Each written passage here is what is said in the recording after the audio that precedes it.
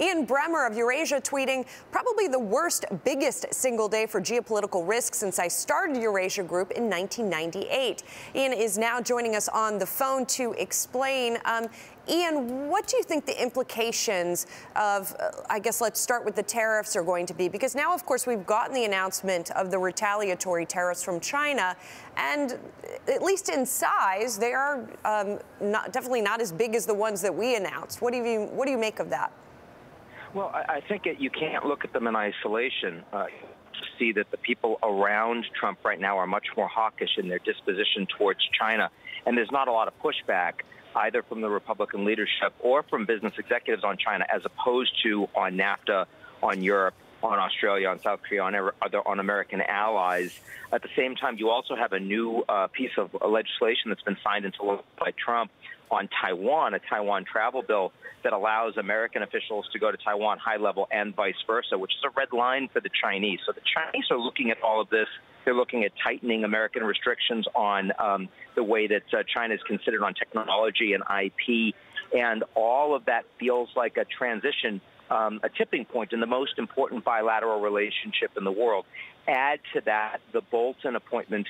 Add to that the shark circling around the Mueller investigation and the greater volatility we see from Trump's own decision-making as a consequence of that, and it's a much more dangerous geopolitical environment.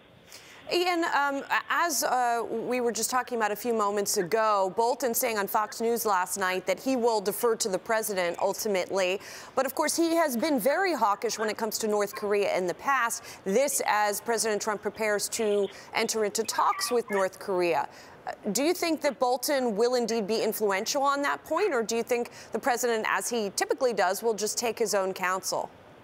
Well, let's be clear that deferring to the president is not a positive in the geopolitical environment. Trump doesn't have a lot of expertise on geopolitical issues. He has less than pretty much any president in modern history. And one thing that you can say about Rex Tillerson and also McMaster, even though their relationship with the president was pretty dysfunctional, they were analytically savvy on international affairs, and they were willing to speak their mind. So he got the distant information and views that push back on things like the Iran deal and North Korea and other issues around the world, Russia as well. I think, first of all, it's going to be much more of an ideological enabler in the same way we see Peter Navarro as an economist saying, hey, whatever Trump's instincts are, those instincts are right, and I'm here to facilitate them. I think Bolton will be more of that, which Trump will be happier with.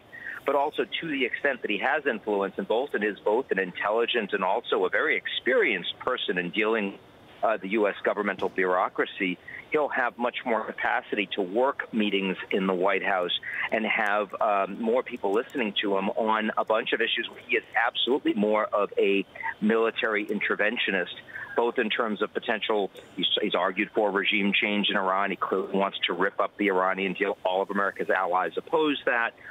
He's also much more of a force for military preemption in North Korea.